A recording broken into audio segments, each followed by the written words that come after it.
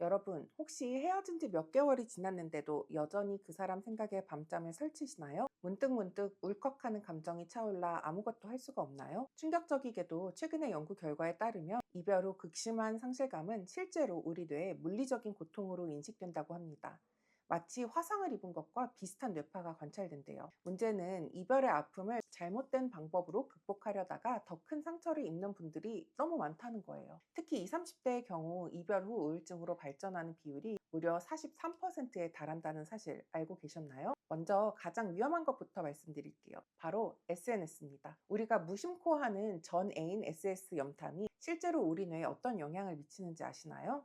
연구진에 따르면 전 애인의 SNS를 보는 것만으로도 우리 몸에 스트레스 호르몬이 순간적으로 2배 이상 증가한다고 합니다. 마치 독약을 한 스푼 먹는 것과 비슷하대요. 두 번째로 조심해야 할 것은 바로 이상화입니다. 그때가 좋았지 라면서 행복했던 순간만 반복해서 떠올리는 거예요. 안타깝게도 우리 뇌는 이별 후에 좋았던 기억만 더 선명하게 남기도록 설계되어 있어요. 이를 장밋빛 회상 편향이라고 부르는데요. 데이트를 할 때 매번 지각해서 힘들었던 순간들, 나를 은근히 무시해서 상처받은 순간들, 그리고 결국 헤어질 수밖에 없었던 그 이유들은 싹 잊어버리고 첫 데이트 때 손잡았던 순간, 다정함을 느꼈던 순간, 함께 편안하게 밥을 먹었던 그 안락함 같이 행복했던 순간들만 떠올리게 되는 거예요. 뇌가 그 사람 없이는 안 될 것 같아 라는 착각을 만들어내는 거죠. 그래서 더 아픈 겁니다. 현실의 그 사람이 아니라 내 기억 속에 완벽해진 그 사람을 그리워하게 되니까요. 하지만 기억합시다. 당신은 실제의 그 사람이 아닌 당신이 너무 사랑했던 미화된 그 사람을 그리워하고 있다는 것을요. 마지막으로 가장 조심해야 할 것은 바로 리바운드 연애입니다. 이 사람이라면 전 연애의 상처를 치유해 줄 수 있을 것 같아 라는 생각으로 서둘러 새로운 관계를 시작하는 분들이 많은데요.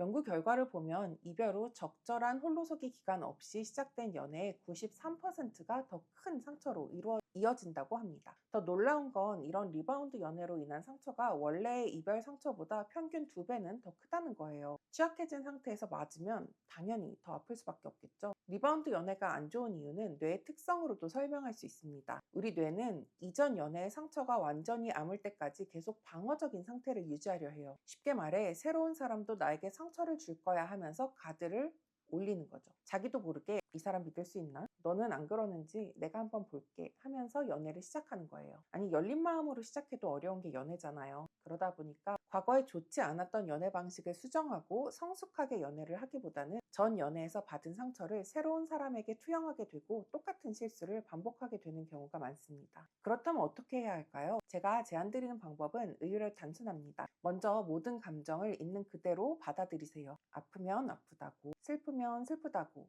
인정하는 거예요. 많은 분들이 이제 그만 잊어야 하는데 하면서 자신을 다그치시는데요. 이게 오히려 회복을 더디게 만듭니다. 이별 후 우리 몸에서는 실제로 마약 중독과 비슷한 금단 현상이 일어나요. 어쩌면 관계라는 것은 필연적으로 중독적인 성향을 가질지도 모르겠어요. 특히 전 연인과 함께 보냈던 기간이 길수록 이 현상은 더 강하게 나타납니다. 마치 오랫동안 카페인을 섭취하다가 갑자기 끊었을 때처럼요. 그래서 가끔 아무 이유 없이 그 사람이 보고 싶고 연락하고 싶고 심장이 아프고 잠도 안 오는 거예요. 이건 모두 자연스러운 현상입니다. 내가 이상한 게 아니라 그만큼 진심으로 사랑했다는 증거이자 뇌에 상대방이 습관의 형태로 남아있다는 소리니까요. 둘째는 하루에 딱 30분만 슬퍼하기로 약속하세요. 예를 들어서 저녁 8시부터 8시 반까지는 마음껏 슬퍼해도 좋아요. 그 사람과 찍었던 사진을 봐도 좋고 주고받았던 메시지를 읽어도 좋고 울어도 좋습니다. 하지만 그 시간이 지나면 의식적으로라도 다른 곳에 집중하는 거예요. 이렇게 슬픔 시간을 정해두면 다른 시간대에는 오히려 마음이 더 편해지고 그럼 뇌가 점점 더 그 패턴에 적응하게 됩니다. 마지막은 나의 서사 만들기입니다. 이건 정말 강력한 방법인데요. 트라우마 연구소의 연구 결과를 보면 상처가 되는 경험을 자신의 성장 서사로 재구성한 사람들의 회복 속도가 그렇지 않은 사람들보다 평균 3배 더 빨랐다고 해요. 이별을 나의 성장 스토리로 만드는 거예요. 예를 들어볼게요. 제 내담자분이 5년의 연애를 끝마치고 진료실을 찾아오셨는데요. 처음에는 내가 부족해서 헤어졌다고만 생각하셨어요. 하지만 3개월간 일기를 쓰면서 그때 그 사람이 내 의견을 무시했던 순간 나는 그게 굉장히 아팠구나. 또 내가 좋아하는 것들을 포기하면서까지 그 사람에게 맞추려고 했던 내 모습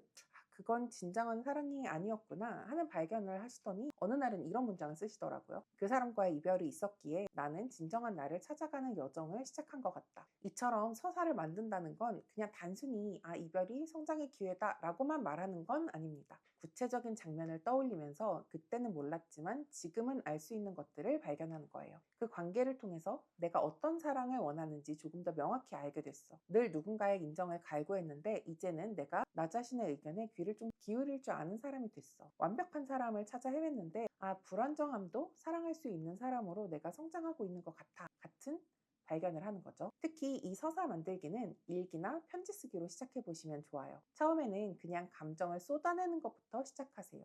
그러다 보면 자연스럽게 그 경험을 재해석하게 되고 새로운 의미를 발견하시게 될 겁니다. 이게 바로 진정한 치유의 시작이 될 수 있어요. 사랑했던 만큼 아픈 건 당연해요. 하지만 그 아픔을 잘못된 방법으로 극복하려 하면 더 큰 상처가 될 수 있습니다. 여러분의 회복이 조금 더디더라도 괜찮아요. 그만큼 더 단단해질 테니까요. 혹시라도 이별의 아픔이 너무 크게 느껴지신다면 전문가의 도움을 받는 것도 좋은 방법입니다. 괜찮아질 거예요. 우리 모두요.